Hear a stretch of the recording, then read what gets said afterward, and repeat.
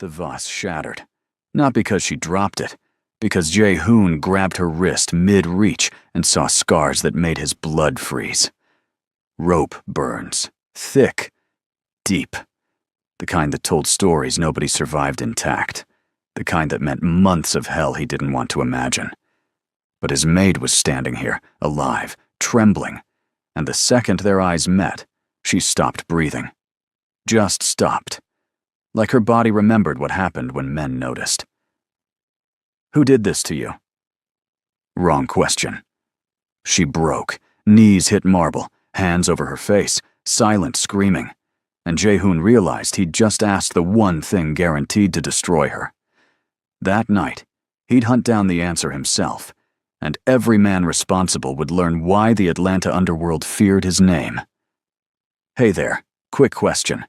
If you saw someone's scars and knew exactly what kind of hell they'd survived, would you ask about it or stay silent? That's the choice Jae-hoon just made, and honestly, he chose wrong.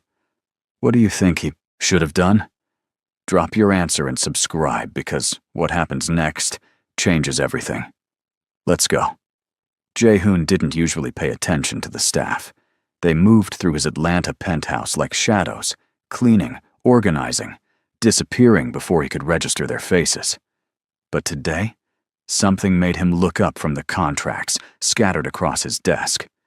The new maid was reaching for a crystal vase on the top shelf, her sleeve riding up just enough to expose her forearm. That's when he saw them. Thick, raised scars that wrapped around her wrist like rope marks, disappearing under the black fabric of her uniform. His jaw tightened. He'd seen scars like that before. They told stories nobody wanted to hear. "What's your name?" he asked, his voice cutting through the quiet room. She flinched, nearly dropping the vase. "Keiza, sir." "Where are you from, Keiza?" "Rwanda, sir." She kept her eyes down, fingers trembling as she set the vase back on the shelf. Jae-hoon leaned back in his chair, studying her. Mid-20s, maybe, with dark skin that gleamed under the afternoon light streaming through the windows. There was something about the way she held herself, like she was always ready to run, always ready to disappear. "How long have you been in Atlanta?" 3 months, sir." He nodded slowly. "Those scars on your wrist, how'd you get them?" The question hung in the air between them.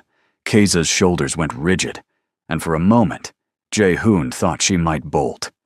But then she lifted her chin, meeting his gaze for the first time. Her eyes were darker than he'd expected, filled with something that looked like defiance mixed with fear. "Does it matter, sir?" "In my house, everything matters." She pulled her sleeve down, covering the marks. "I'd rather not talk about it." Fair enough. He went back to his papers, but he could feel her standing there, uncertain whether she was dismissed or not. "You can go." She left without another word, but Jae-hoon couldn't shake the image of those scars from his mind. He'd built his empire on reading people, on knowing when someone was hiding something worth protecting. And Keiza was definitely hiding something. That evening, he called his right-hand man, Sung-min. Find out everything you can about the new maid, Keiza, from Rwanda. Sung-min didn't ask questions. He never did. "I'll have something by tomorrow." But tomorrow came with news that made Jae-hoon's blood run cold. "She's got nothing, boss. No records before 3 months ago. It's like she didn't exist until she showed up in Atlanta. People don't just appear out of nowhere. This one did. Or maybe someone made sure her past disappeared." Sung-min hesitated. "You want me to dig deeper? Could be trouble if she's connected to someone." Jae-hoon thought about those scars, about the way she'd looked at him with eyes that had seen too much. "No, leave it alone for now." He told himself it was because he didn't want complications, didn't want to bring unnecessary attention to his operations. But the truth was simpler and more dangerous. He was curious, and in his line of work, curiosity could get you killed. The next few weeks passed with an odd sort of rhythm. Keiza came and went like clockwork, always quiet, always efficient. She never spoke unless spoken to, never made eye contact unless absolutely necessary. But Jaehoon found himself watching her anyway, noticing small things he had no business noticing. The way she always wore long sleeves, even when it was hot. The way she jumped at sudden noises. The way she never, ever turned her back to a door. It reminded him of himself, actually, of the things he'd learned growing up in his father's house, where trust was currency and betrayal was always just one mistake away. One afternoon, he came home early and found her in his study, dusting the bookshelves. She didn't hear him come in, too focused on her work. He watched from the doorway as she paused in front of a particular book, a collection of Rwandan poetry he'd acquired years ago without really knowing why. Her fingers traced the spine in a gentle motion. Then she pulled it from the shelf and opened it, her lips moving silently as she read. "You can borrow it if you want." She slammed the book shut, spinning around with wide eyes. "I'm sorry, I shouldn't have. It's fine." He walked into the room, hands in his pockets. "You read Kinyarwanda?" "Yes, sir." "The book yours if you want it." She looked at him like he'd offered her poison. "I can't accept that." "Why not?" "Because." She struggled for words, her accent becoming thicker with emotion.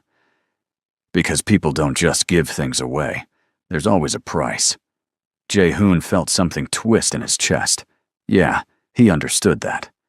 No price, just a book collecting dust on my shelf. She stared at him for a long moment, and he could see her trying to figure out his angle, trying to understand what game he was playing. Finally, she nodded, clutching the book to her chest like a lifeline.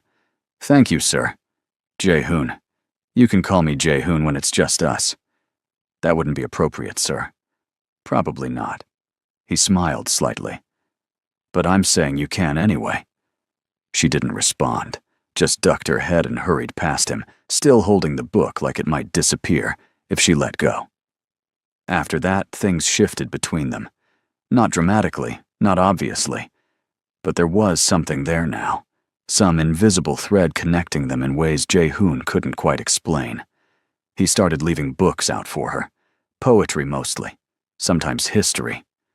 She never acknowledged them directly, but they always disappeared and reappeared, carefully placed back on the shelf with pages slightly worn from reading. And he started talking to her. Nothing important at first, just comments about the weather or asking how her day was going. She'd answer in short, careful sentences, always maintaining that professional distance. But slowly, so slowly he almost didn't notice it happening, she started talking back. "Your accent," she said one day, surprising him as he worked through financial reports. "It's different when you're on the phone. More American." He glanced up. "Code switching. Necessary in business. Must be exhausting. Being two different people." "Isn't everyone?" She considered this, her head tilting slightly. "Maybe. But some of us do it to survive. Others do it to win." "And which one are you?" "The first one." No hesitation, no shame in her voice. Always the first one. Jaehoon set down his pen, giving her his full attention. "What are you surviving, Keza?" She met his eyes, and for just a second, he saw something raw and painful flash across her face. Then it was gone, replaced by that careful blankness she wore like armor. "The same things we're all surviving, sir. Life." It wasn't an answer. Not really. But it was more than she'd given him before, and Jaehoon found himself wanting to know everything. Every scar, every story, every reason she'd learned to look at the world like it was full of traps waiting to spring. That night, against his better judgment, he called Sung Min again. "I need you to look into something for me, quietly." "Always quiet, boss. What's the target?" "Rwandan refugees who came to the States in the last year. Specifically women, mid-20s, traveling alone." Sung Min was silent for a beat too long. "This about the maid? Does it matter?" "It does if you're getting attached." Jaehoon's hand tightened on the phone. "I'm not attached. I just want to know who's in my house." "Sure, boss. Whatever you say." The report came 3 days later, and it made Jae-hoon wish he'd never asked. There had been an attack in a small village outside Kigali 2 years ago. Armed men, probably militia remnants from old conflicts, had raided homes looking for valuables. They'd taken prisoners, used them for forced labor and control. Most of the prisoners had been killed when government forces moved in. A few escaped in the chaos. And one woman, one survivor, had used the scars around her wrists, rope burns from being tied up for months, to claim asylum in the United States. Jae-hoon stared at the report until the words blurred together. Then he locked it in his safe and tried to pretend he'd never seen it. But he couldn't, because now when he looked at Keiza, he saw past the careful mask she wore. He saw someone who'd been broken and put herself back together with nothing but will and determination. Someone who understood, maybe better than anyone he'd ever met, what it meant to survive in a world that wanted you dead. Someone who reminded him entirely too much of himself. The next morning, he found her in the kitchen, preparing his breakfast. She moved with practiced efficiency, her hand steady as she sliced fruit and arranged it on a plate. "Keiza."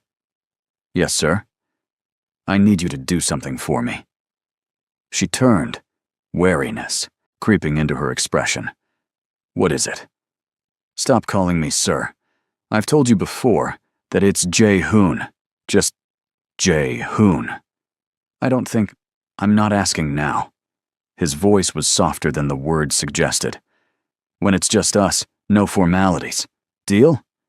She studied him with those dark, knowing eyes. "Why?" "Because I'm tired of being sir to everyone.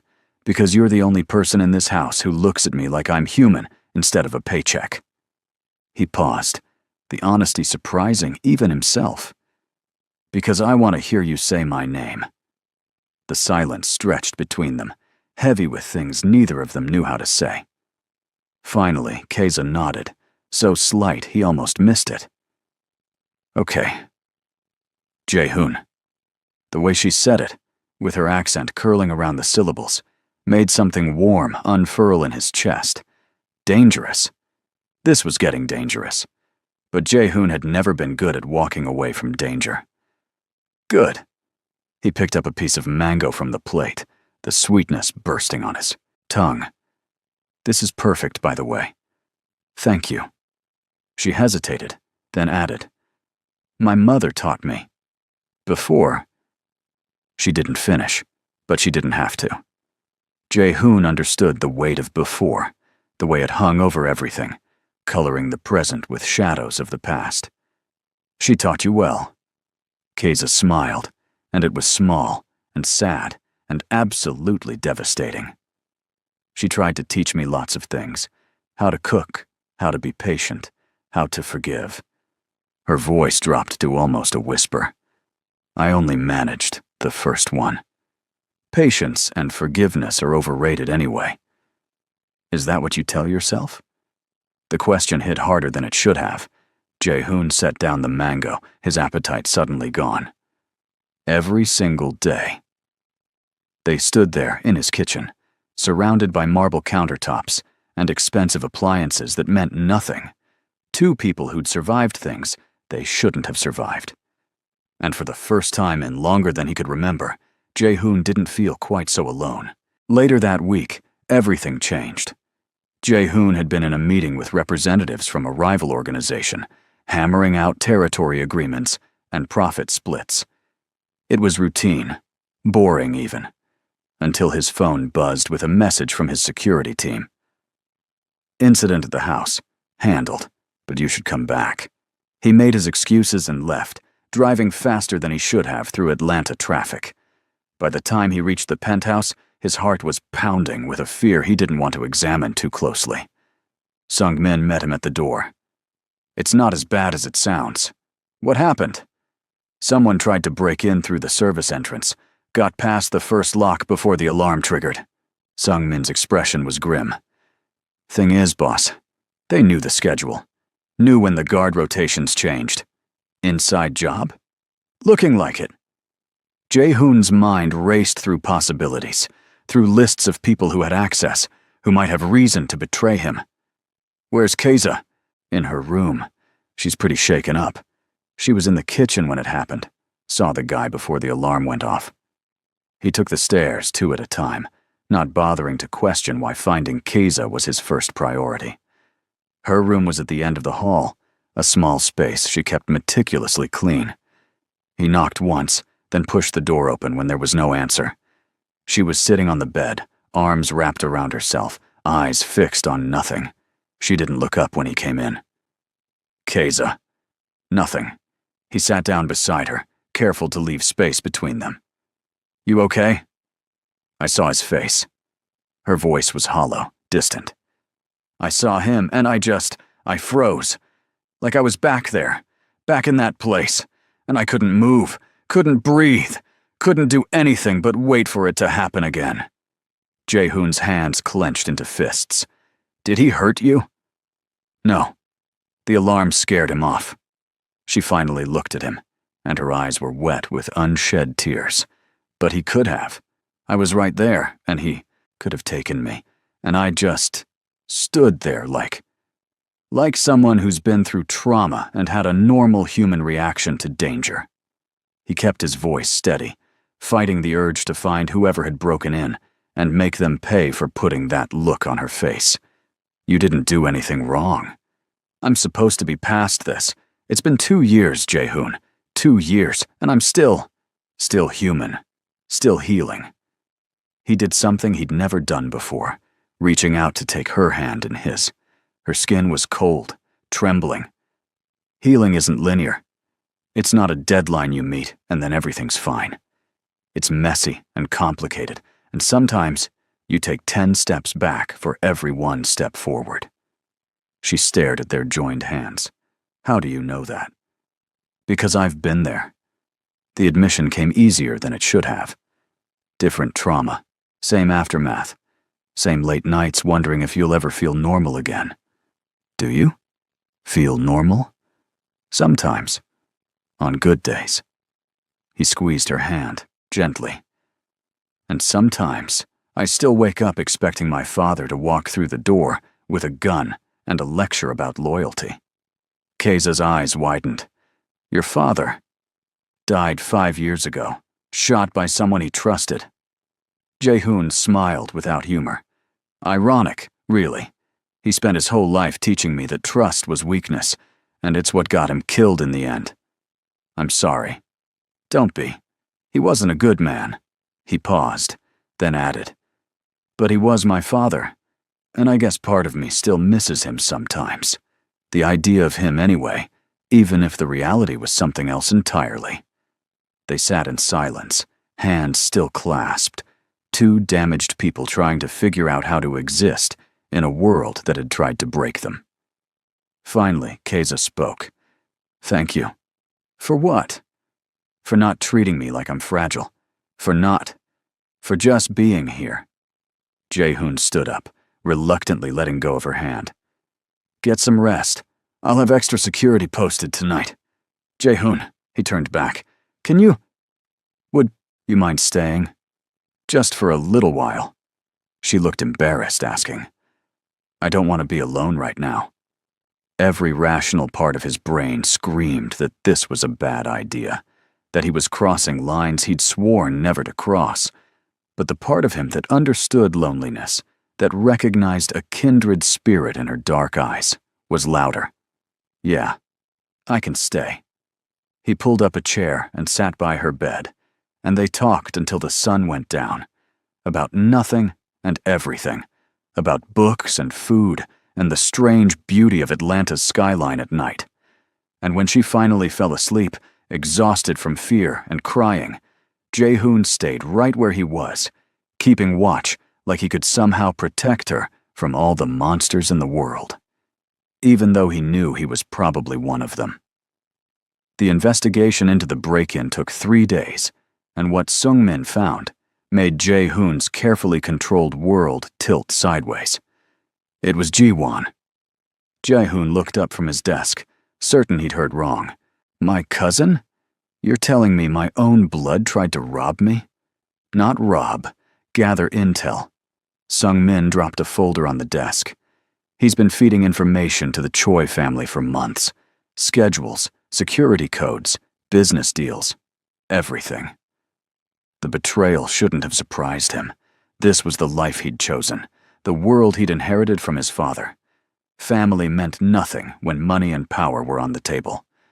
But still, Ji-won had grown up in his house, eaten at his table, sworn loyalty 100 times over. Where is he now? Disappeared, probably hiding with the Chois in their compound outside Austin. Jae-hoon's jaw clenched in fury. Set up a meeting. Tell them I want Ji-won back, and I want him back now. Boss, maybe we should think this through. The Chois have been looking for an excuse to move on our territory. This could be a trap. I don't care. He put Keza in danger. The words came out harsher than he'd intended. He put my house in danger. I want him dealt with. Sung-min's eyebrows rose slightly, but he didn't comment on Jae-hoon's slip. I'll make the call. After he left, Jae-hoon sat alone in his study, anger and something uglier churning in his gut. He'd spent years building walls around himself, keeping everyone at arm's length, trusting no one completely. And somehow, in the space of a few weeks, a Rwandan refugee with sad eyes and rope-burned wrists had slipped past every defense he had. It terrified him. A soft knock interrupted his thoughts. Keza stood in the doorway, holding a tray with tea, and those little honey cakes he pretended not to like but always finished.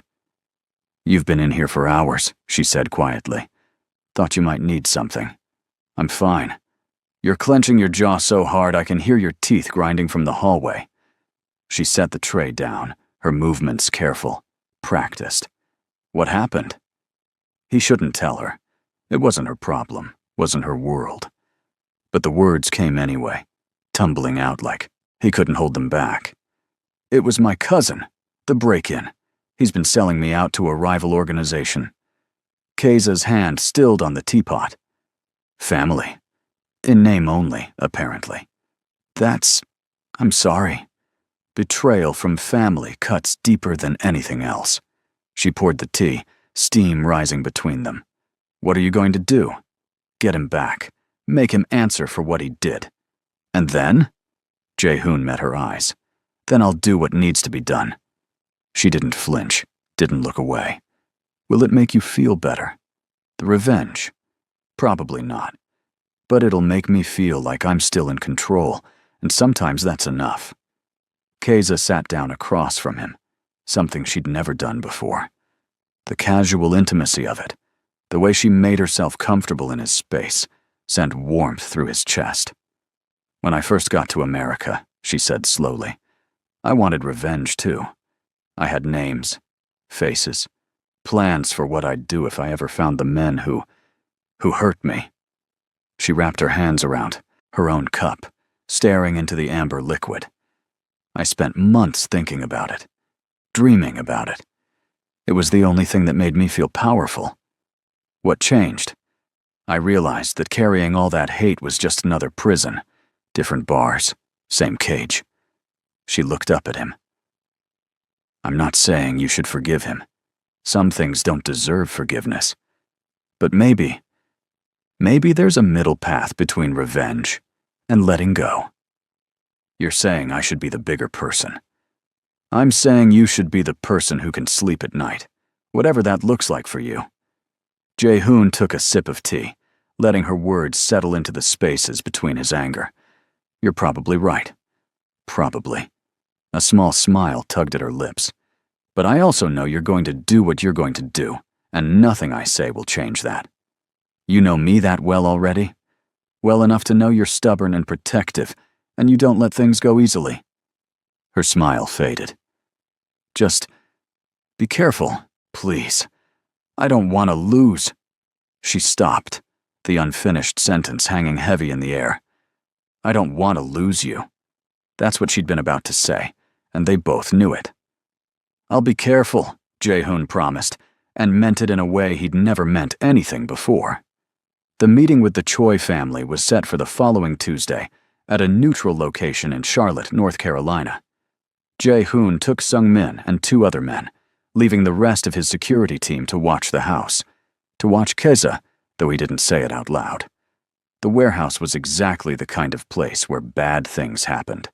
Concrete floors, fluorescent lights, and enough shadows to hide a dozen armed men. The Chois were already there when Jae-hoon arrived, their leader, Han Jae, sitting behind a makeshift table like some kind of discount mob boss. "Jae-hoon, good to see you. Where's Ji-won?" Han Jae smiled, all teeth and no warmth. "Right to business. I always liked that about you." He gestured, and 2 men dragged Ji-won out from a back room. His cousin looked terrible, bruised, beaten, barely able to stand. When he saw Jae-hoon, something like relief crossed his face. "Hyung. Cousin. I'm sorry, I didn't—" "Shut up!" Jae-hoon's voice was ice. He turned to Han Jae. "We had a deal. He works for me. You stay out of my territory." "Deals change. Your cousin came to us with interesting information, and we decided to take advantage of it." Han Jae leaned back in his chair. "But I'm a reasonable man. You can have him back. For a price. Name it. Your operations in Denver, all of them. Sign them over to me, and Ji-won is yours." Sung-min tensed beside him, but Jae-hoon kept his expression neutral. Denver represented millions in annual revenue, years of careful relationship building. Han Jae wasn't asking for a price. He was asking for surrender. "That's not happening." "Then I guess your cousin stays with us." Han Jae shrugged. "Shame, really. We've grown quite fond of him." Jae-hoon looked at Ji-won, at the cousin who'd betrayed him, who'd put Keza in danger, who'd sold out everything for what? Money? Power? It didn't matter. The old Jae-hoon, the one his father had raised, would have walked away without a second thought. Blood meant nothing in this business. But Keza's words echoed in his mind. Maybe there's a middle path. "Here's my counteroffer," Jae-hoon said. "You give me Ji-won, and I don't burn your entire organization to the ground. Because if you think I came here without insurance, without contingency plans, you're even dumber than you look." Han Jae's smile vanished. "You're threatening me?" "I'm educating you. See, while you were busy congratulating yourself on turning my cousin, I was documenting every single illegal transaction you've made in the last year. Bank accounts, shell companies, dirty cops on your payroll. All of it." He pulled out his phone, showing a preview of files that made Han Jae's face go pale. "One button and this goes to the FBI, the IRS, and every news outlet in the country. You're bluffing. Try me." The standoff lasted maybe 10 seconds, but it felt like an eternity. Finally, Han Jae waved his hand, and his men released Ji-won. "Take him. But this isn't over, Jae-hoon." "It is if you're smart." Jae-hoon hauled Ji-won up, half carrying him toward the exit. "Come near me or mine again, and there won't be enough left of you to bury." They made it to the car without incident, though Jae-hoon's heart didn't stop pounding until they were 20 miles outside Charlotte. In the back seat, Ji-won was crying, mumbling apologies that Jae-hoon didn't want to hear. "Sung-min, take us to the safe house in Richmond. Ji-won stays there until I figure out what to do with him." "You're not going to—" Ji-won's voice was small, terrified. "Kill you." "No." Jae-hoon met his cousin's eyes in the rearview mirror. "But you're done. Out of the organization, out of my life. You get a small monthly stipend and a chance to disappear somewhere far away from here. That's more mercy than you deserve." "Thank you. Thank you. I swear I'll—" "Save it. I don't want your gratitude. I just want you gone." The rest of the drive passed in tense silence. When they finally reached the safe house, Jae-hoon watched as Ji-won was taken inside, watched as the last piece of his blood family was cut away like a diseased limb. It should have hurt more. Maybe it would later, when the adrenaline wore off and he had time to process everything. But right now, all he felt was exhausted relief and an overwhelming need to get home, to get back to Keza. He made it to Atlanta by midnight, waving off Sung-min's offer to come inside. The penthouse was dark except for a single lamp in the living room, and for a moment, Jae-hoon thought maybe Keiza had gone to bed. Then he saw her curled up on the couch, a book in her lap, clearly trying to stay awake. "You didn't have to wait up." She jumped, nearly dropping the book. "I wanted to make sure you came back okay." Her eyes scanned him, checking for injuries. "Are you hurt?" "No. Tired, but not hurt." "And your cousin?" "Alive. Exiled. It's handled." He sat down beside her, suddenly aware of how close they were, how easy it would be to reach out and touch her. "You were right, by the way, about the middle path." "What did you do?" He told her everything, about the confrontation, the threats, the choice to let Ji-won live. And as he talked, Keiza listened with those dark, understanding eyes, not judging, not offering platitudes, just being there. "I'm proud of you," she said when he finished. The words hit him like a physical blow. When was the last time someone had said that to him? When was the last time he'd done something worth being proud of? "It wasn't mercy. I just didn't want more blood on my hands." "Maybe that's the same thing."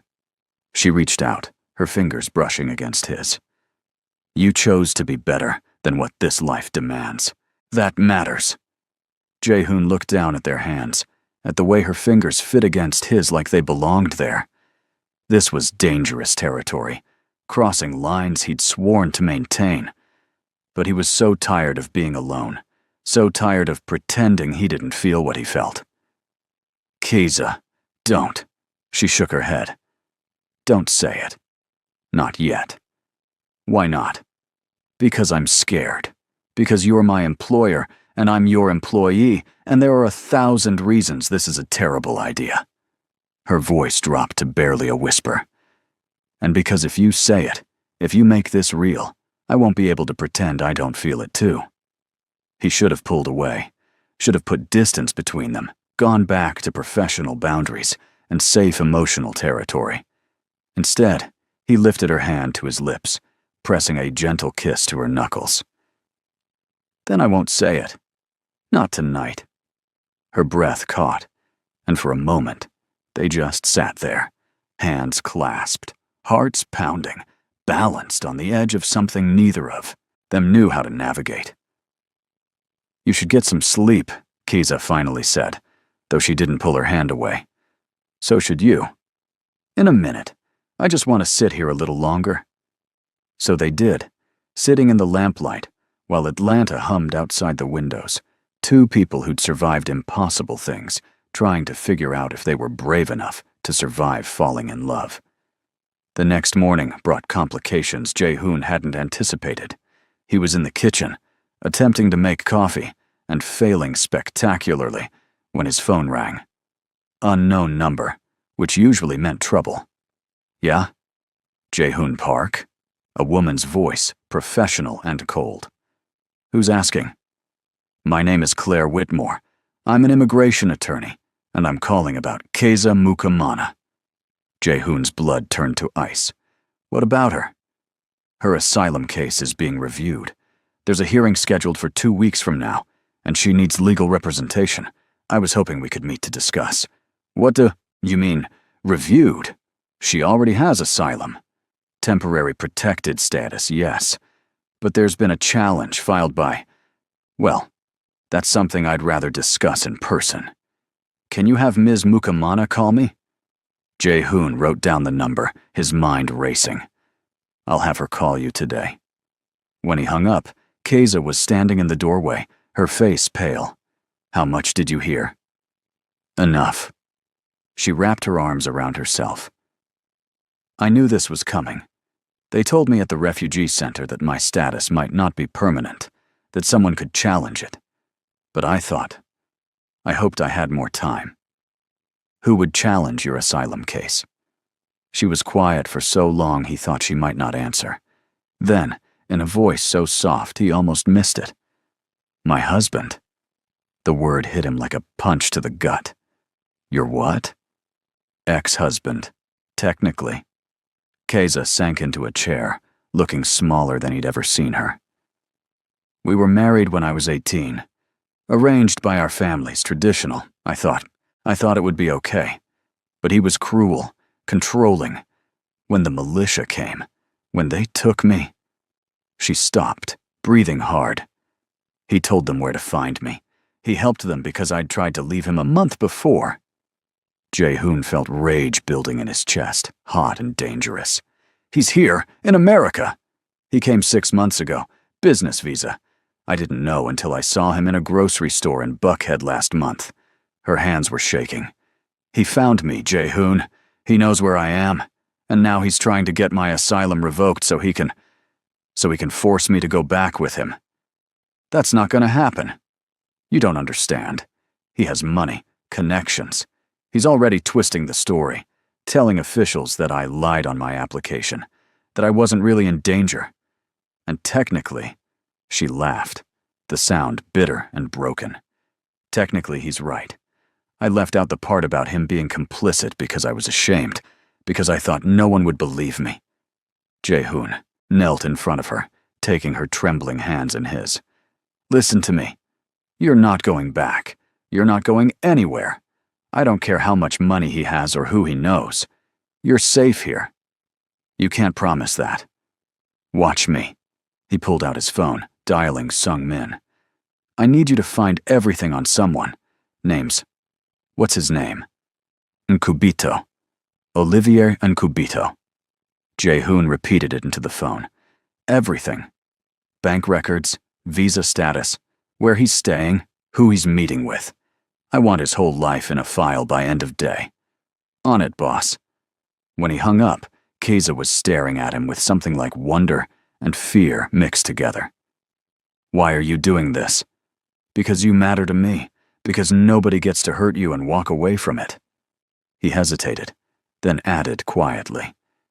And because maybe I'm tired of pretending I don't care about people. Maybe you've made me want to be better than the man my father raised. Tears slipped down her cheeks, and without thinking, Jae-hoon reached up to brush them away with his thumbs. The gesture was tender, intimate, in a way that had nothing to do with desire, and everything to do with something deeper, more terrifying. I'm scared, she whispered. Me too. Of losing my asylum? Of losing you. The admission hung between them, too honest, too raw. But Jae-hoon didn't take it back, didn't try to soften it with jokes or deflection. He'd spent his whole life hiding behind walls and masks, and he was done. At least with her, at least in this moment, he wanted to be real. Keiza leaned forward, resting her forehead against his. They stayed like that, breathing the same air, hearts beating the same scared rhythm, while morning light streamed through the windows and the world kept turning outside. We'll figure this out, Jae-hoon said finally. Together. Together, she echoed, and it sounded like a promise. The file on Olivier Nkubito arrived that evening, and it was worse than Jae-hoon had imagined. Wealthy businessman, legitimate on paper, but with connections to some very dangerous people. He'd built an import-export empire that almost certainly involved connections to dangerous criminal networks, and he'd been in Atlanta for 3 months, not 6 like Keiza thought, which meant he'd been watching her, planning this, long before she'd spotted him in that grocery store. He's staying at the Ritz in Midtown, Sung-min said, pointing to surveillance photos. Meets regularly with a lawyer named Benedict Shaw, immigration specialist with a reputation for playing dirty. They're building a case that Keiza committed fraud on her asylum application. Can they prove it? They don't have to prove it. They just have to create enough doubt to get her status revoked and force a deportation hearing. Sung-min's expression was grim, and Shaw's good at creating doubt. Jae-hoon studied the photos, memorizing Olivier's face. Mid-40s, expensive suit, the kind of smile that didn't reach his eyes. He looked like every other predator Jae-hoon had ever dealt with. Polished surface hiding rot underneath. What about our lawyer, the one who called this morning? Claire Whitmore, former prosecutor, switched to immigration law 5 years ago. Win rate of about 70%, which is good, but not great. Sung-min paused. Thing is, boss, this isn't really about legal arguments. It's about power. And Olivier has the kind of money that buys favorable outcomes. So do I. Yeah, but you're not exactly legitimate. You start throwing your weight around in immigration court. People are going to ask questions about where that money comes from. Jae-hoon knew he was right, but he didn't care. Set up a meeting with Whitmore tomorrow morning and find out everything you can about Judge Morrison. He's the one hearing the case according to these documents. You thinking about buying a judge? I'm thinking about evening the playing field. After Sungmin left, Jae-hoon sat alone with the file. Rage, simmering just below the surface. Men like Olivier were the worst kind of predator. They used law and money and social standing to hurt people, then hid behind respectability, while their victims suffered in silence. Not this time. This time, Olivier had picked the wrong target. Keza found him an hour later, still sitting in the dark with just the city lights for illumination. You're brooding. I'm planning. Same thing. She sat beside him, not touching, but close enough that he could feel her warmth. What did you find out? He told her, watching her face carefully for signs that the information was too much, too overwhelming. But Keza just listened, her expression growing harder with each detail. He's been here for 3 months, she said finally. 3 months, and I didn't know. I thought I was being careful, thought I was safe. You are safe. I won't let him take you. You keep saying that, but Jae-hoon, this is immigration court. It's not like your world where money and threats can fix everything. There are rules, procedures. If the judge rules against me, then we'll appeal. We'll fight it at every level. And if that doesn't work, the question hung heavy between them. If all legal options failed, if Keza's asylum was revoked and deportation orders issued, what then? Jae-hoon had connections, could probably get her out of the country illegally, set her up somewhere with a new identity. But that meant running, hiding, living in fear forever. Let's not get ahead of ourselves, he said quietly. We've got 2 weeks to build a case, and I've got resources Olivier doesn't know about. We're not beaten yet. Keza nodded, but he could see the fear in her eyes, the way her hands twisted together in her lap. Without thinking, he reached over and stilled them with his own hands, threading their fingers together. Talk to me. What are you thinking? I'm thinking that I finally found something worth staying for, and it's all about to be ripped away. Her voice cracked slightly. I'm thinking that maybe I should just go back, face whatever comes, before more people get hurt because of me. Don't. The word came out sharper than he'd intended. Don't you dare give up. Not now, not ever. I'm tired, Jae-hoon. I'm so tired of fighting, of running, of being afraid. Maybe. He cupped her face with both hands, forcing her to look at him. You're the strongest person I've ever met. You survived things that would have destroyed most people, and you're still here, still fighting, still living. Don't let him take that from you. Don't let him win. But what if I can't? You can. We can. He pressed his forehead to hers, the gesture becoming familiar, comforting. I know I'm asking you to trust me, to believe in something when you've been given every reason not to trust anyone. But I'm here, Keza. I'm not going anywhere, and I will burn the whole world down before I let him hurt you again. She closed her eyes, tears slipping free. Why? Why do you care so much? Because I love you. The words sat on his tongue, begging to be spoken. But it was too soon, too raw, too dangerous to say out loud. So instead, he said the only other truth he had. Because you made me remember what it feels like to be human. Because you see me. Not the organization. Not the money. Not the reputation. Just me. And nobody's done that since. He stopped, swallowing hard. Nobody's ever done that. Keza opened her eyes, and they were swimming with emotions he couldn't name. Slowly, carefully, she reached up and placed her hand against his chest, right over his heart. I see you, she whispered. All of you. The good parts and the broken parts and everything in between. And I'm not going anywhere either. The kiss happened so naturally he almost didn't realize it was happening. Just a soft press of lips to her forehead, gentle and reverent, full of everything he couldn't put into words.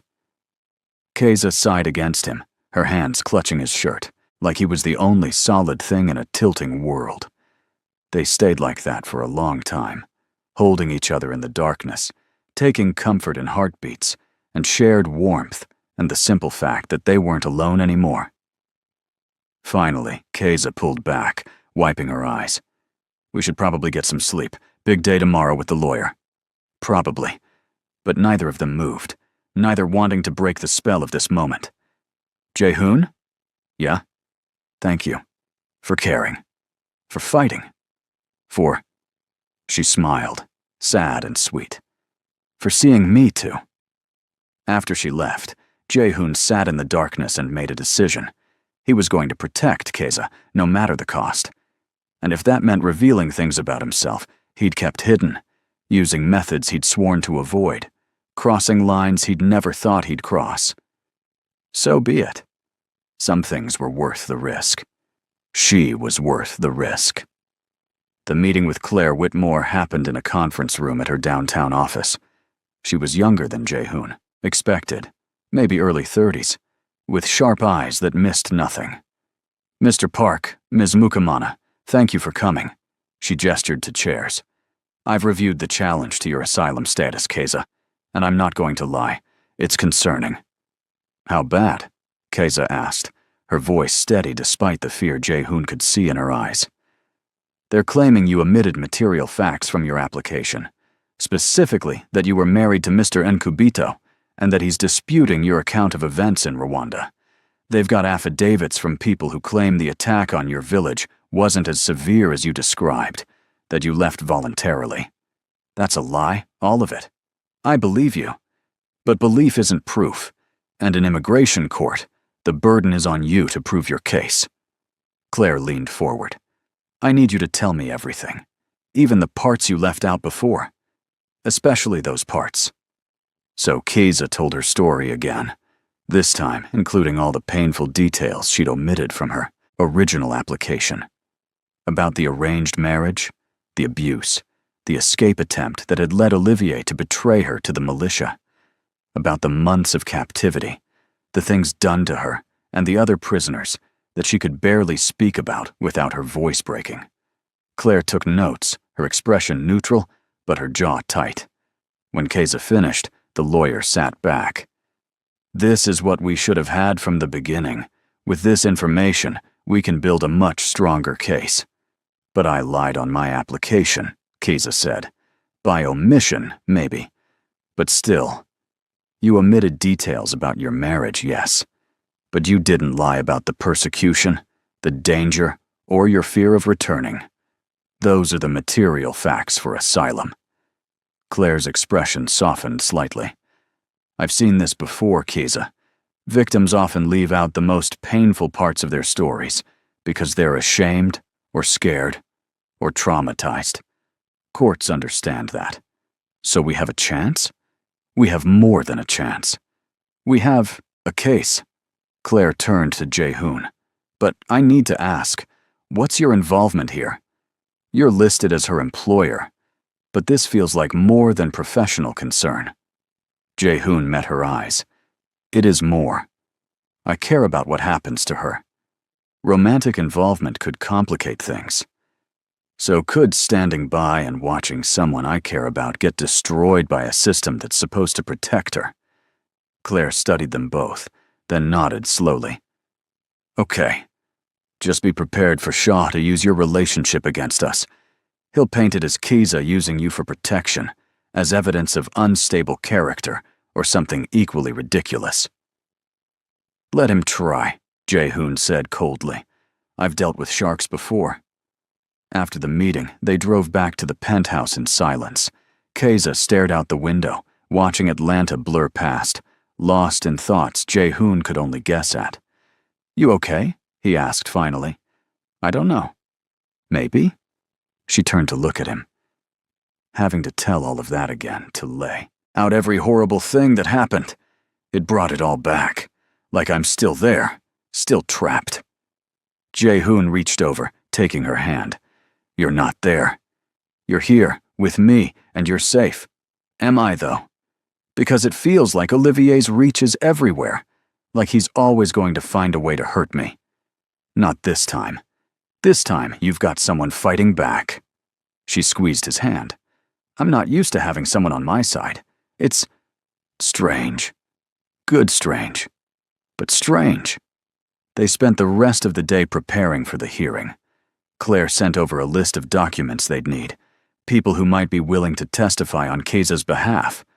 It was exhausting work, digging up proof of a past Keiza wanted to forget. That evening, Jae-hoon found her on the balcony, staring out at the city lights. He brought 2 glasses of wine, handing her one. You don't drink, she said, surprised. Tonight I do. Feels like we could both use it.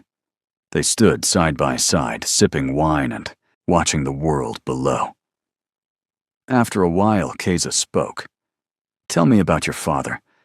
The real story, not the sanitized version. Jae-hoon wasn't sure why he wanted to tell her, only that the words came easier with her than they'd ever come with anyone else. He was a monster, really. Built his empire on blood and fear. Taught me to do the same. I was 12 when I saw what his world really cost. 15 when I had to make impossible choices to survive. He took a long drink. He said it was necessary. Said emotion was weakness and love was a trap. And I believed him because he was my father, and I didn't know any better. But you got out, did I? I'm still running his organization, still making the same kind of deals, still surrounded by violence and lies. He looked at her. Until you, I thought this was all there was, this endless cycle of power and paranoia. And now? Now I think maybe there's more. Maybe I don't have to be what he made me. Jae-hoon set down his glass. You make me want to be better, Keiza. And I don't know if I can be, if it's even possible to change this much. But I want to try. She turned to face him fully, her eyes searching his. You're already better than you think you are. The fact that you question yourself, that you care about being good. Your father never did that, did he? No. He was always certain, always convinced he was right. Then you're not him. You're not even close. She reached up, her hand gentle against his cheek. You're Jae-hoon, stubborn, protective, surprisingly kind when you think no one's looking. And that's enough. You're enough.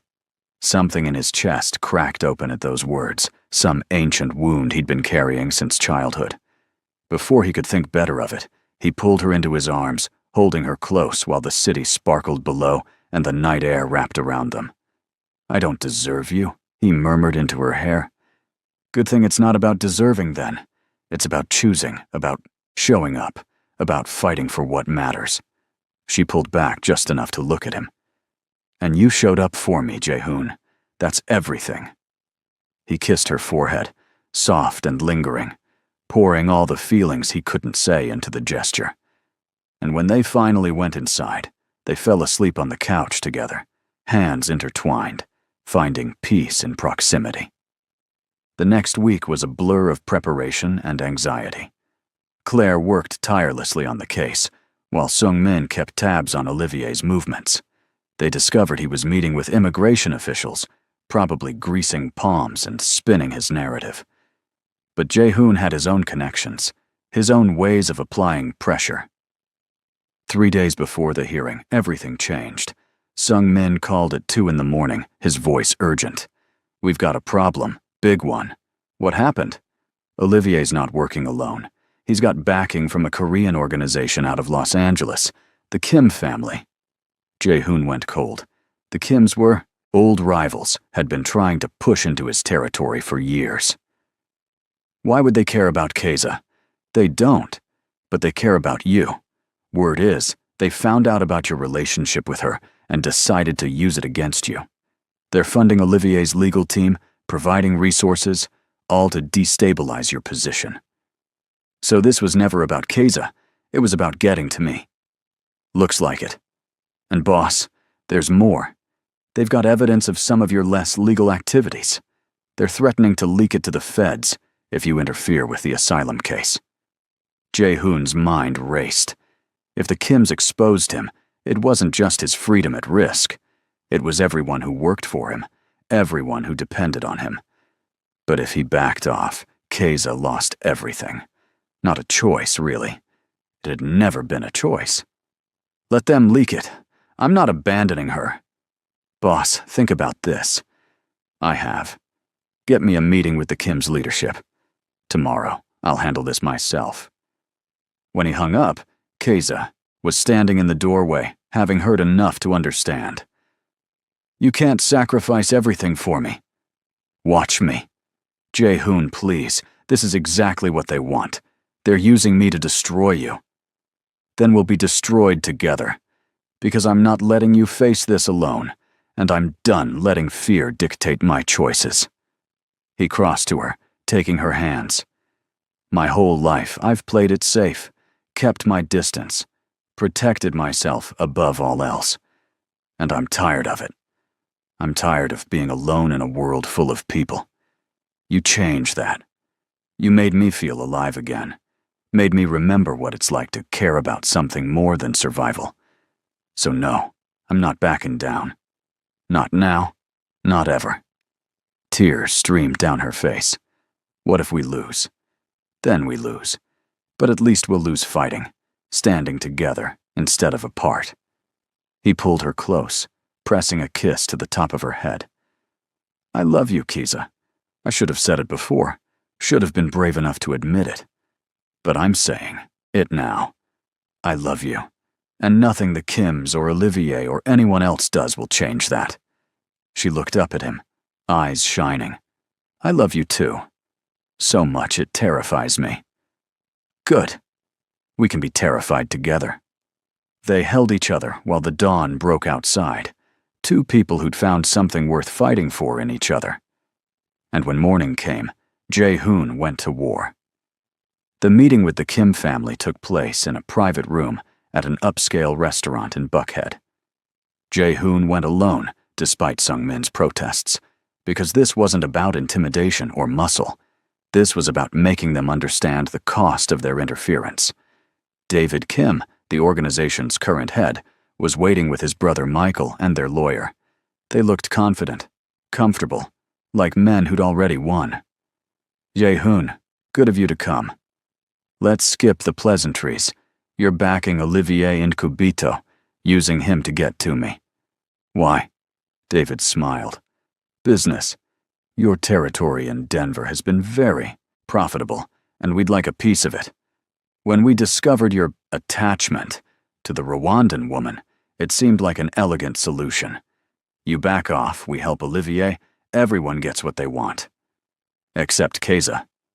She's collateral damage, unfortunate but necessary. Jae-hoon leaned forward, his voice deadly quiet. Here's what's going to happen instead. You're going to withdraw your support from Olivier, publicly distance yourself from his case, and disappear from my life. In return, I won't expose every illegal operation you're running to federal authorities. Michael laughed. You think we're afraid of exposure? We've got protection, same as you. Not like mine. See, while you were busy playing games with Keza's asylum case, I was busy documenting every bribe, every payoff, every dirty transaction you've made in the last 5 years. And unlike you, I don't bluff. He slid a folder across the table. That's just a sample. The full file goes to the FBI, IRS, and Homeland Security if anything happens to Keza, or if her case is affected by your interference. David flipped through the folder, his expression darkening with each page. Where did you get this? Does it matter? What matters is that I have it, and I'm willing to use it. You'd destroy yourself in the process. Your operations aren't exactly clean either. True, but I'm willing to burn it all down if it means protecting her. Are you willing to lose everything for a territory dispute? Jae-hoon stood. Think carefully, because this offer expires the moment I walk out that door. He made it halfway to the exit before David called out. Wait. Jae-hoon turned. You'd really do it? Sacrifice your entire organization for some woman? She's not some woman. She's everything. And yeah, I'd burn the world down for her without a second thought. He met David's eyes. That's the difference between us. You see people as pawns. I see them as worth saving. David exchanged looks with his brother. Some silent communication passing between them. Finally, he nodded. Fine. We'll back off. But Jae-hoon, this isn't over. You've made an enemy today. I've had enemies before. I'm still here. The drive back to the penthouse felt longer than usual, adrenaline slowly draining away and leaving exhaustion in its wake. But there was also relief, a sense that he'd finally done something right, something worthy of the woman waiting for him at home. Keiza met him at the door, her face anxious. What happened? They backed off. Olivier loses his support, and the Kims stay out of our business. Just like that? Just like that. He pulled her into his arms, breathing in the familiar scent of her. It's not over. We still have the hearing, still have to face Olivier and his lawyer. But at least now it's a fair fight. She clung to him, her body shaking with relief. I can't believe you did that. Risked everything. I told you, you're worth it. They stood in the entryway, holding each other, while the world kept spinning outside. And for the first time in longer than Jae-hoon could remember, he felt like maybe, just maybe, things would be okay. The hearing was scheduled for 9 a.m. on a Tuesday morning. Jae-hoon dressed carefully, choosing a suit that said respectable businessman rather than mob boss. Keiza wore a simple blue dress that made her skin glow, her hair pulled back in a way that showed her face clearly. You ready? He asked as they drove to the courthouse. No, but I'm going anyway. Claire met them outside the courtroom, her expression grim. Olivier's here with Shaw. They look confident, which worries me. They always look confident. Doesn't mean anything. Still, be prepared for anything. The courtroom was smaller than Jae-hoon expected, almost intimate. Judge Morrison sat behind a raised bench, looking tired and slightly annoyed to be there. Olivier sat at the opposite table with his lawyer, looking every inch the respectable businessman. When his eyes found Keiza, something predatory flashed across his face. Jae-hoon's hands clenched into fists, but Keiza's touch on his arm steadied him. Don't. He's trying to get a reaction. It's working. I know. But we're better than this, remember. We don't sink to his level. The hearing began with Shaw presenting Olivier's case. He painted Keiza as a liar and opportunist, someone who'd fabricated her persecution story to gain entry to the United States. He had affidavits from people in Rwanda claiming the attack on her village was minimal, that she'd left of her own accord. Furthermore, Shaw said smoothly, Ms. Mukamana failed to disclose her marriage to my client, a material omission that calls into question the veracity of her entire application. We're asking that her asylum status be revoked immediately. Then it was Claire's turn. She methodically dismantled Shaw's arguments, presenting evidence of the attack, medical records documenting Keiza's injuries, testimony from other survivors who'd made it to the States. She explained the omission about the marriage as the action of a traumatized abuse victim, not deliberate fraud. Your Honor, Ms. Mukamana didn't lie about the persecution she faced. She simply couldn't bear to relive the fact that her own husband had betrayed her to her captors. That's not fraud. That's trauma. Judge Morrison listened to both sides, occasionally asking questions. When the arguments concluded, he leaned back in his chair. I'm going to take a brief recess to review the evidence. We'll reconvene in 30 minutes. Those 30 minutes felt like an eternity. Jae-hoon and Keiza sat in the hallway, not speaking, just holding hands and trying to breathe. Whatever happens, Keiza said quietly, thank you. For everything. Don't talk like it's over. I'm just preparing myself. In case, no. He turned to face her fully. We're not giving up. Not until the very end. When they were called back in, Judge Morrison looked at Keza with an expression that was hard to read. Ms. Mukamana, I've reviewed all the evidence presented today, and I have some concerns about the omission regarding your marriage. However, having read the medical reports and heard the testimony, I'm inclined to believe that omission was the result of trauma rather than intentional fraud. Keza's hand tightened on Jae-hoon's. That said, Mr. Ankubito's challenge has raised legitimate questions that require further investigation. Therefore, I'm ordering a continuance. Your asylum status will remain in place pending additional review, which I'm ordering to be completed within 90 days. At that time, we'll have another hearing to make a final determination. It wasn't a win, but it wasn't a loss either. Just more waiting, more uncertainty. Shaw stood immediately.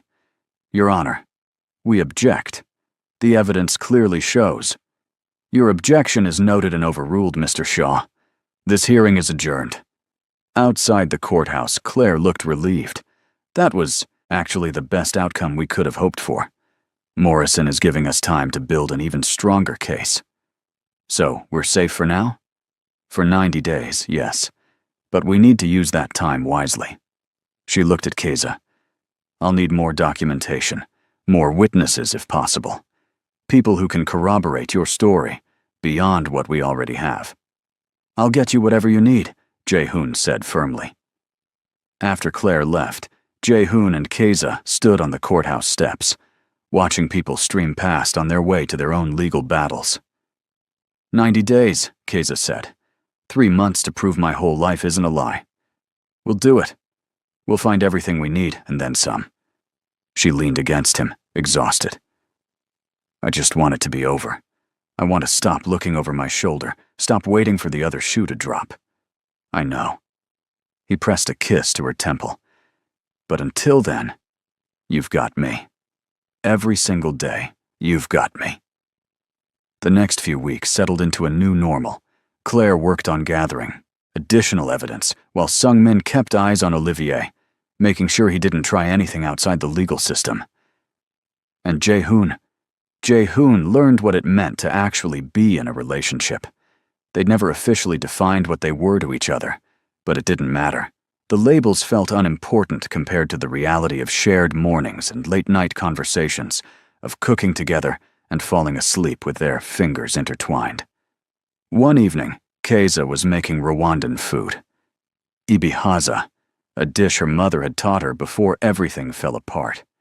The kitchen smelled amazing, spices and vegetables combining into something that made Jae-hoon's mouth water. Can I help? She looked up, surprised. You want to cook?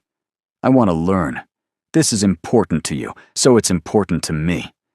She showed him how to chop the vegetables properly, how to layer the flavors just right. Their hands bumped as they worked, comfortable touches that sent warmth through his chest. My mother always said that food is how we remember, Keza said softly. Every dish carries a story, a piece of who we were.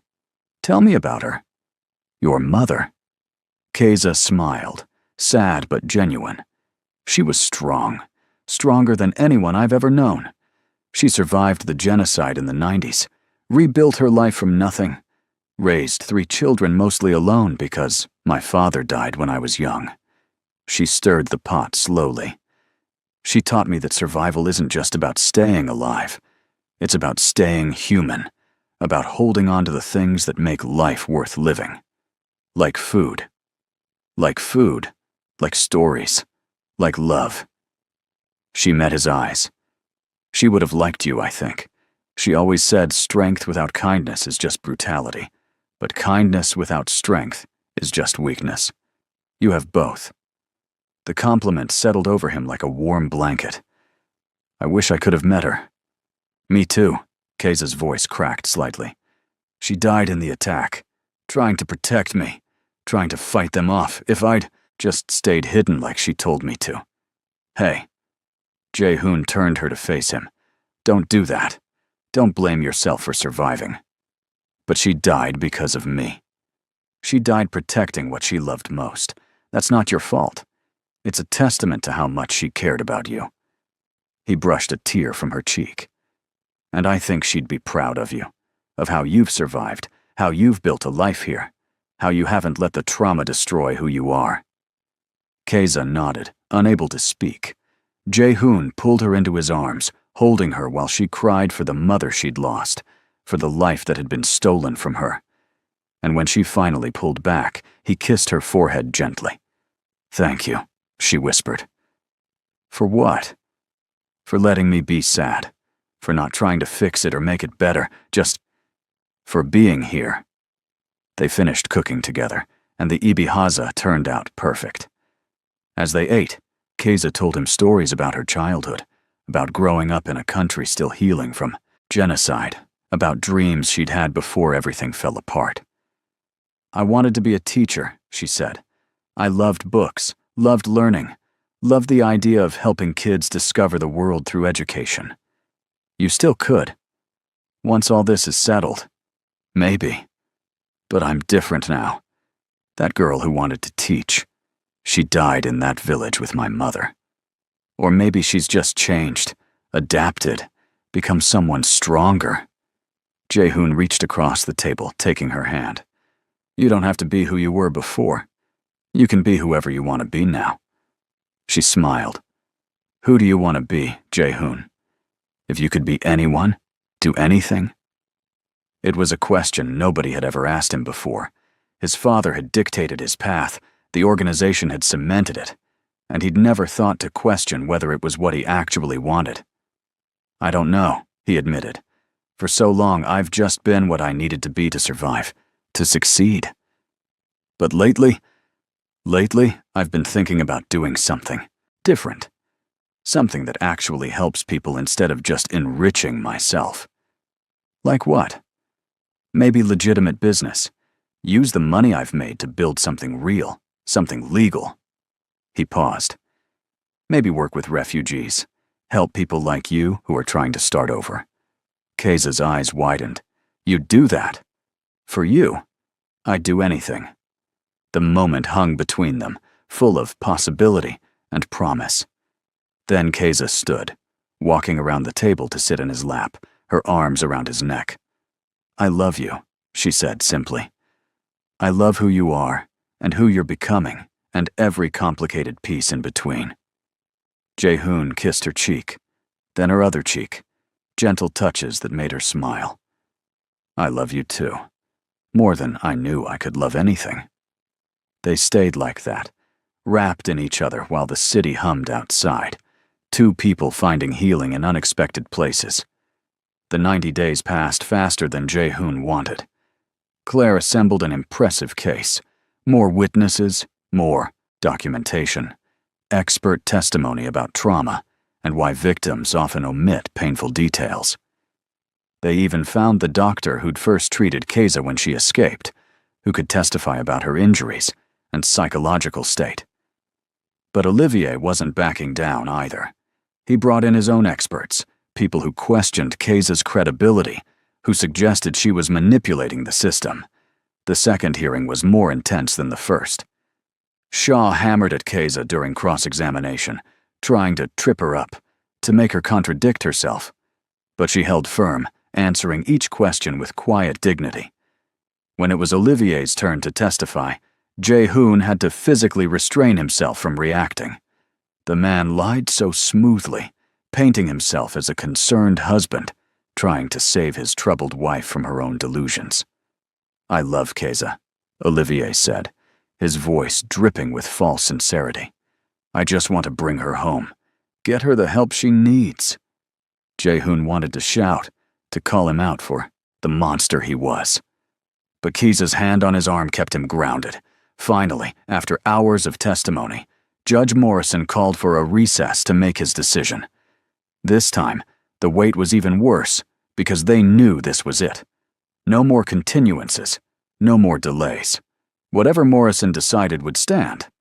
When they were called back in, the judge looked directly at Keza.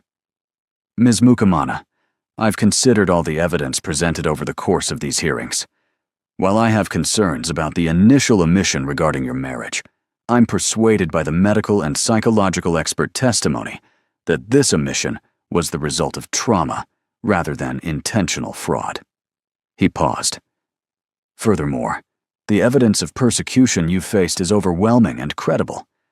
Therefore, I'm denying Mr. Nkubito's challenge and upholding your asylum status." The relief was so intense that Jae-hoon almost couldn't breathe. Keza collapsed against him, sobbing, while Claire smiled triumphantly. Olivier stood abruptly, his face twisted with rage. "This is ridiculous! She's a liar! A fraud!" "Mr. Nkubito, you will control yourself in my courtroom," Morrison said sharply. "This hearing is concluded. Bailiff, please escort Mr. Nkubito out."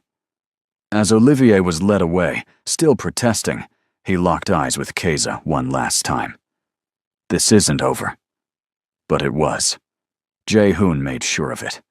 That night, he called in every favor he had, used every connection in his network. By morning, Olivier's business visa was under investigation for fraud. His import-export company was being audited by 3 different federal agencies, and certain information about his involvement with militia groups in Rwanda had mysteriously found its way to Interpol. Olivier would be lucky to avoid deportation himself, much less threaten Keza again.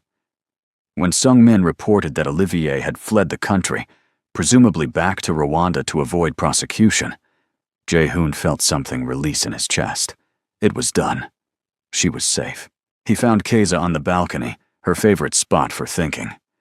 She turned when she heard him approach, her face peaceful in a way he'd never seen before. "It's over," she said wonderingly. "It's actually over. It's over." She launched herself at him, and he caught her easily, spinning her around while she laughed. When he set her down, she cupped his face in her hands. "Thank you. For everything. For believing me. For fighting for me. For loving me when I'd forgotten how to love myself. You don't have to thank me. Loving you is the easiest thing I've ever done." She kissed his cheek, soft and sweet. "What happens now?" "Now? Now we figure out what comes next. Together." He took her hands. "I meant what I said before, about changing things, about building something legitimate. And I want you with me, every step of the way." "As what? Your maid?" She was teasing, her eyes bright with humor. "As my partner, in business and in life and in everything else." He hesitated, then added, "Eventually, if you want. As my wife." Keza's breath caught. "You're proposing?" "Not yet. Not when everything's been so chaotic. But I'm promising. When the time is right, when we've both had a chance to heal and breathe and just be, I'm going to ask you properly. And I really hope you'll say yes." "I will," she whispered. "Whenever you ask, however you ask, the answer is yes." They held each other as the sun set over Atlanta, painting the sky in shades of orange and pink. And for the first time in their broken, complicated lives, the future felt like something worth hoping for. 6 months later, Jae-hoon stood in front of the newly opened Park Mukamana Foundation, a nonprofit dedicated to helping refugees build new lives in America. Keza stood beside him, her hand in his, smiling at the small crowd gathered for the opening ceremony. "This foundation represents a lot of things," Jae-hoon said into the microphone. "Second chances, new beginnings, the belief that everyone deserves safety and opportunity. But mostly, it represents love. The kind of love that changes you, that makes you want to be better than you ever thought possible." He looked at Keza, at the woman who'd survived impossible things, and somehow still had room in her heart for him. "My partner and I built this because we know what it's like to need help, to need someone to believe in you when the world says you're not worth saving. And we want to be that someone for as many people as we can reach." The applause was warm, genuine. As they cut the ribbon together, Jae-hoon felt something he'd never expected to feel. Pride. Not in money, or power, or fear, but in doing something that actually mattered. That evening, Back at the penthouse that had become their home, Keza found a small box on her pillow. Inside was a ring. Simple, elegant, with a single stone that caught the light. She turned to find Jae-hoon on one knee, his eyes full of love and hope and just a little fear. I know I said I'd wait for the perfect moment, but then I realized, every moment with you is perfect. Keza Mukamana, you saved my life in ways you'll never fully understand. You made me believe in love, in goodness, in the possibility of redemption. Will you marry me? She dropped to her knees in front of him, taking his face in her hands. Yes. 1,000 times yes. He slipped the ring on her finger, then kissed her forehead, her cheeks, the tip of her nose. Everywhere except her lips, saving that sweetness for their wedding day. I love you, he murmured against her skin. I love you too. So much. They stayed on the floor of their bedroom, holding each other close. Two people who'd found healing in the most unexpected place, in each other's arms. And as the city sparkled below, and the future stretched out before them, full of possibility and promise, they knew that whatever came next, they'd face it together. Because love, real love, wasn't about perfect circumstances or easy paths. It was about showing up, about fighting for each other, about choosing to build something beautiful from broken pieces. And they'd done exactly that. So here's the thing. We pour our hearts into these stories because we believe everyone deserves a love that heals them. If Keza and Jae-hoon's journey made you feel even a fraction of what we felt writing it, smash that like button. Subscribe and stick around, because trust me, we've got more stories that'll wreck you in the best way possible.